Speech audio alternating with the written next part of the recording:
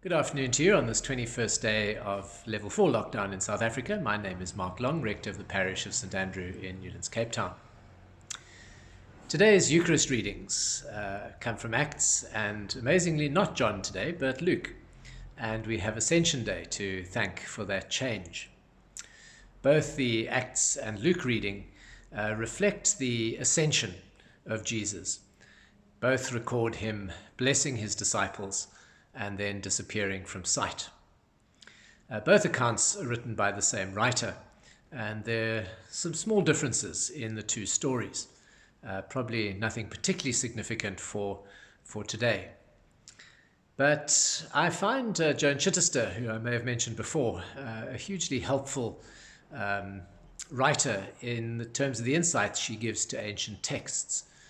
And in her reflection on the Ascension in terms of the Apostles' Creed, she says that one of the important aspects of the Ascension is that it introduces us to the mystical side of life. And having said that, of course, she then grounds it in the everydayness of life as well.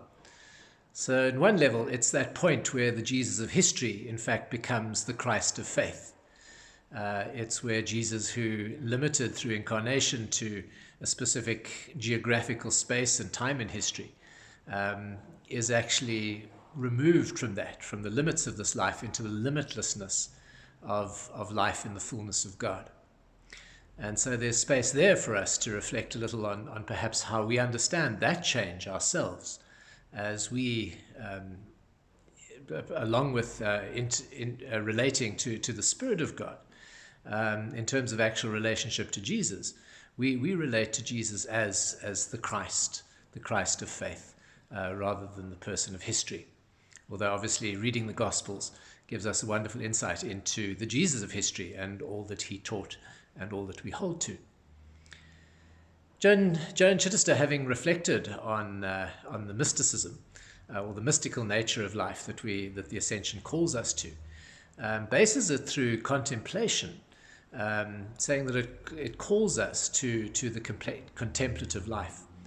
And the contemplative life is not all about getting caught up in the mysteries as such, but really dealing with life as it is. And through an awareness and an acceptance of the mystical side of life, in fact, seeing the daily life more clearly. It seems to be a bit of a paradox in that sense. But if you think through it carefully, you'll hopefully see the links that Joan tries to draw there. But importantly for me, she then goes on to speak about the role of contemplation is in fact to create awareness. And so as we through the Ascension are drawn into the mystical side of life, as we're drawn into recognizing Jesus as the Christ of faith, we are opening our minds to that more limitless nature of all that God is. And in understanding, I think, something of the limitless nature of life in God, so we're able to see more clearly what life is like within the limits of our human existence. And it's an opportunity to become aware within these limits of what it is that God is up to, and all that it is that God is calling us to. Now, there's a whole lot of stuff there that's probably a little mind-boggling, because you and I are so used to living within the tangible reality of our world.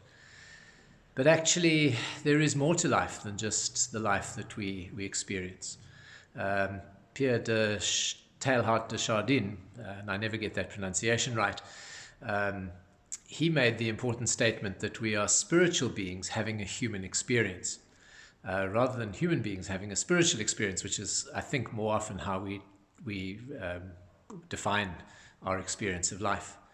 And if we take that into account, along with Joan Chittister's encouragement to embrace the Christ of faith, the mystical nature of life, and yet to embed that in the daily reality of all that we are, I think it helps understand that we ourselves, by nature, are limitless. And we, like Jesus in incarnation, are tied to the limited boundaries of this world. But we are more than that. And how do we live that greater moreness in the reality of every day?